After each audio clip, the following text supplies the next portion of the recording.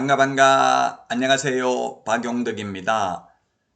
실전 모의고사 5회 보도록 하겠습니다. 21번부터입니다. 옳지 않은 것입니다. 1번 부칙개공의 경우에는 경공매 매수 신청들이 할 수 없습니다. 취득알선도 안됩니다. 그 다음에 2번 부칙개공의 경우 원칙적으로 업무지역 범위는 시, 도, 관할구역 안에 있는 중개사물에 하나여 중개행위를 할 수 있습니다. 그 다음에 3번 법인의 분사무소 업무지역은 전국입니다. 주된 사무소하고 똑같죠. 그 다음에 4번 공인중개사인 개업공개사는 법 제14조에 의한 분양대행 할 수 없다. 이게 X네요. 분양대행 할 수 있습니다. 분양대행은 할 수 있다. 즉 법인은 법 제14조에 규정된 6가지 업무만 할 수 있고 개인개업공개사는 6가지도 할 수 있고 다른 업무도 할 수 있습니다. 다만 부칙개공은 경공매 매수신청들이 입찰대리를 못할 뿐입니다. 5번 중개법인은 도배업체나 이사업체를 소개하는 등 주거 이전에 부수되는 용역 알선업은 할 수 있습니다. 용역업은 할 수 없죠. 자, 다음은 22번입니다. 옳지 않은 것입니다. 1번 개업공개사가 8월 30일 이전하고 9월 7일 이전 후 등록관청에 신고하였다. 10일 이내 하면 되죠. 10일 이내. 틀린 거 없습니다. 그 다음에 파라솔 설치했다. 떴다방 1년 이하의 전역이나 1000만원 이하의 벌금이니까 100만원 받을 수도 있죠. 1000만원 이하니까. 자, 그 다음에 3번은 법인은 등록관청에 분사무소 설치신고서를 제출하는 때에는 보정설정 증명서를 함께 제출해야 된다. 맞습니다. 미리 보정설정해야 됩니다. 암기 프린트 56번에 동그라미 2번에 있습니다. 매수 신청대리 인등록 신청할 때도 미리 보정 설정해야 되고요. 중개사무소 개설 등록은 미리 보정 설정 못하고 등록 후 등록증 교부 전에 보정 설정을 해야 됩니다. 4번은 중개법인이 종로구에 소재한 분사무소를 강남구로 이전하고 주된 사무소 등록관청에 이전 신고를 하였다. 분사무소 설치신고, 이전신고 전부 주된 사무소 등록관청이죠. 자, 그 다음에 5번이 답이 되겠네요. 5번. 공동사무소 설치하는 경우에는 임대인 승낙서가 아니라 그 사무소를 사용할 권리가 있는 다른 개업공개사 승낙서를 제출해야 됩니다. 공동사무소 설치신고서라는 법정서식은 없습니다. 다른 사람이 하고 있는 장소에다가 이전을 하거나 또는 다른 사람이 하고 있는 장소에 신규 등록을 하거나 또는 처음부터 두 사람 이상이 동시에 등록 신청을 하면 그게 공동사무소가 됩니다. 자, 다음은 23번 문제입니다. 사무소 명칭 표시 방법에 관한 설명으로 옳은 것입니다. 1번 개업공개사가 아닌 갑이 그 사무소 명칭에 부동산 중개라는 명칭을 사용하여 100만원 과태료 처분을 받았다. 개공 아닌 자는 1년 이하의 전역이나 1000만원 이하의 벌금이기 때문에 과태료 X입니다. 과태료 받을 수는 없습니다. 징역 벌금입니다. 2번 중개법인의 분사무소가 5개 강건물을 설치하는 경우 대표자 성명을 표기하는 게 아니라 분사무소인 경우 책임자 성명을 표기해야 됩니다. 자, 그 다음에 3번은 부칙개공이 부동산 중개라는 문자를 사용하면 100만원 이하의 과태료 처분을 받았다. 부동산 중개라는 문자는 사용해야 해도 되고 공인중개사라는 문자 사용하면 안 되죠. 공인중개사라는 문자를 사용하면 100만원 이하의 과태료입니다. 자, 그 다음에 4번은 천호공인중개사 사무소라는 말이 빠졌네요. 그래서 4번 틀렸습니다. 5번은 법인인 개업공개사가 5개 강건물에 대표자 성명을 표기하지 않는 경우 인식할 수 있는 정도로 표기를 해야 됩니다. 안 하면 100만원 이하의 과태료죠. 그래서 4번이 정답입니다. 간판 실명제입니다. 간판에는 성명만 표기하면 되고 등록번호는 적지 않아도 됩니다. 다음은 24번입니다. 옳지 않은 것은 했는데 1번 보조원이 고의 또는 과실로 거래 당사자에게 재산상 손해를 입힌 경우 그 보조원을 고용한 개업공개사와 보존이 연대하여 손해배상을 해야 됩니다. 물론 재산상 손해입니다. 정신적 손해, 위자료, 비재산상 손해는 배상하지는 않습니다.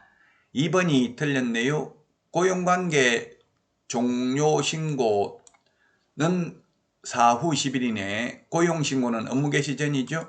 그래서 2번이 틀렸습니다. 고용신고는 업무개시 전에, 고용관계 종료 신고가 사후 10일 이내입니다. 그래서 2번이 틀렸고요. 3번은 법인의 경우 상업등기규칙에 의해서 신고한 법인의 인장을 등록해야 됩니다. 법인 인장입니다. 법인의 대표자 인장이 아니라 법인의 인장을 등록해야 되고요. 그 다음에 분사무소에서 사용할 인장은 주된 사무소 관할 등록관청에 등록해야 된다. 안 해도 되고 해도 되는데 하려면 주된 사무소 등록관청에 해야 된다는 뜻입니다. 법인의 대표자가 보정하는 인장을 객관식은 상대적으로 풀어야 됩니다. 등록인장 변경한 때에는 7일 이내 변경 등록을 해야만 됩니다. 자, 다음은 25번입니다. 자격정지 처분 사유에 해당하지 않는 것은 했는데 자격정지 처분 해당되지 않는 것은 2번이네요. 계약서를 작성, 교부하지 않는 경우는 업무정지 사유입니다. 소속관계사는 계약서 작성, 교부할 의무 없습니다. 그래서 2번이 정답이 되겠습니다. 1번에 이중계약서를 적으면 개업공개사는 임의적 취소 또는 업무정지, 소속관계사는 자격정지고요. 그 다음에 3번은 성실 정확하게 설명하지 않는 경우는 소공은 자격정지, 개공은 500만원 이하의 과태료, 인장등록 위반하면 소공은 자격정지, 개공은 업무정지 사유입니다. 그 다음에 금지행위 하면은 개업공개사는 임의적 취소 안 하면 업무정지, 소공은 자격정지 사유가 되겠습니다.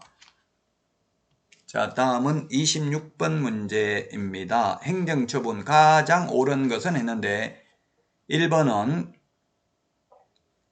해산, 법인 해산되면은 청문할 수가 없죠. 청문은 들을 청, 들을 문이 청문인데 해산하고 없는데 사람이 개인 사망, 법인 해산은 없어졌기 때문에 청문 들어볼 수가 없습니다. 그래서 틀렸고 2번은 업무정지 처분은 반납하지 않습니다. 업무정지 처분은 반납하지 않는다. 반납은 취소 3개만 반납합니다.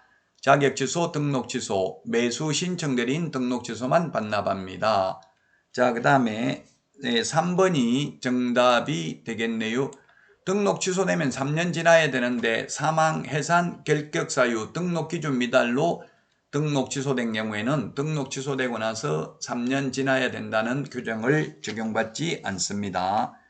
자, 그 다음에 4번은 등록관청이 위반행위의 동기, 결과, 횟수 등을 참작하여 가중하여 처분하는 경우 업무정지 기간은 6월을 초과할 수 있다 했는데 업무정지, 자격정지는 6월 초과할 수 없습니다. 가중을 하는 경우에도 6월 범위 내에서만 가능합니다. 5번은 등록 취소가 아니라 업무정지만 소위 제척기간이 있습니다. 업무정지만 그 사유가 발생한 날로부터 3년 지나면 업무정지 처분할 수 없습니다. 27번입니다. 옳지 않은 것은 했는데 개업공개사가 폐업신고 후 다시 등록을 한 때에는 폐업신고 전의 개업공개사의 지위를 승계한다. 정가기록을 가지고 다닙니다. 2번 폐업신고 전에 받았던 과태료 처분의 효과는 그 처분일로부터 폐업일로부터가 아니라 처분일로부터 1년간 재등록한 개업공개사에게 승계됩니다. 그리고 3번 3년을 초과하여 폐업한 후 재등록한 개업공개사에 대해서는 폐업신고 전의 위반행위로 등록 취소할 수 없습니다. 폐업기간 6개월 초과가 아니라 4번 1년을 초과한 경우에는 폐업신고 전의 위반행위로 인한 업무정지 못합니다. 4번이 틀렸습니다. 1년입니다. 1년 법 제40조 행정제재처분 효과의 승계에 규정되어 있습니다. 자, 그 다음에 5번은 행정처분하고자 하는 등록관청이 재등록개업공개사에 대해서 행정처분을 함에 있어서는 폐업기간과 폐업사유를 고려해야 됩니다. 그래서 4번이 정답이 되겠습니다. 다음은 28번입니다. 가태료 처분권자 요것도 시험에 잘 출제되지요. 이전 신고 안 하면 등록관청이고요. 2번은 자격증과 관련된 거는 전부 시도지사네요. 자격증 미반납 시도지사가 100만원 이하의 가태료, 연수교육 안 받아도 시도지사가 500만원 이하의 가태료, 그 다음에 협회, 거래정보사업자, 정보통신 서비스 제공자에 대한 500만원 가태료는 국토부 장관입니다. 자, 그 다음에 3번에 그 부동산 거래 신고와 관련된 거는 전부 다 신고관청, 즉 시장군수구청장이 부과합니다. 3번, 4번 다.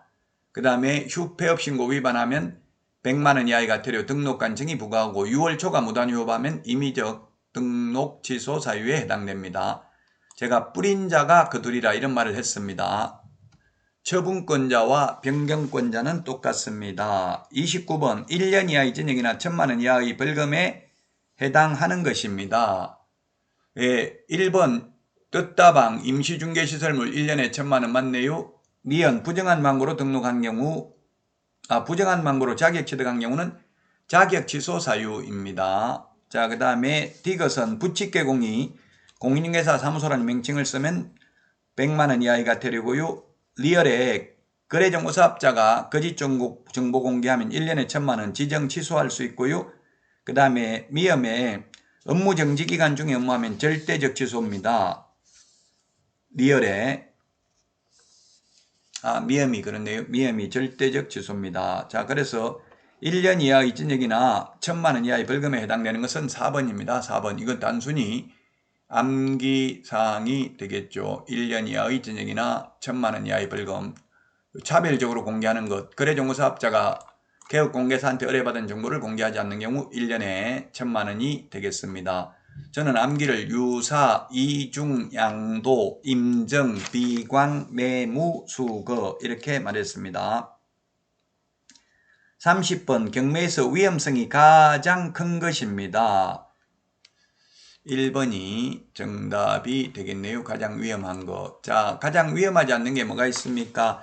근저당권, 저당권, 담보가등기, 압류, 가압류는 무조건 말소되니까 위험하지 않습니다. 그리고 무조건 인수되는 게 유치권, 분묘규직권, 법정이상권 무조건 인수됩니다. 물론 유치권은 경매 신청 기입 등기 전까지 유치권을 취득해야 되기는 합니다. 그 다음에 이렇게 무조건 인수되는 권리, 무조건 말소되는 권리 뺀 나머지 권리, 그게 뭐냐면 지상권, 지역권, 전세권, 임차권, 환매 등기, 가처분 등기, 소유권 이전 청구권 보전 가등기. 이런 소유권 이전 청구권 보전 가등기는 선순위이면 위험합니다. 인수됩니다. 말소 기준 권리보다 선순위면 인수되고 말소 기준 권리보다 후순위면 말소됩니다. 자, 가압류가 선순위고 후순위가 가처분 등기면 말소되니까 위험하지 않죠. 전세권은 배당 요구하면 무조건 말소되니까 위험하지 않습니다. 담보가등기는 무조건 말소되니까 위험하지 않고요. 그 다음에 선순위 권리보다 앞선 대항요건과 확정일자를 갖춘 다수의 임차인이 있으나 모두 배당 요구했다. 배당 요구를 했으면 좀 덜 위험하죠. 배당을 받아가니까 확정일자까지 받았으니까. 확정일자를 안 받았으면 배당 못 받을 수도 있지만 확정일자 받았으면은 최선순위면 배당을 다 받아가니까 위험하지 않고 1번이 답이 되겠습니다. 자, 이번 시간 여기까지 하고요. 다음 시간에 찾아뵙겠습니다. 안녕.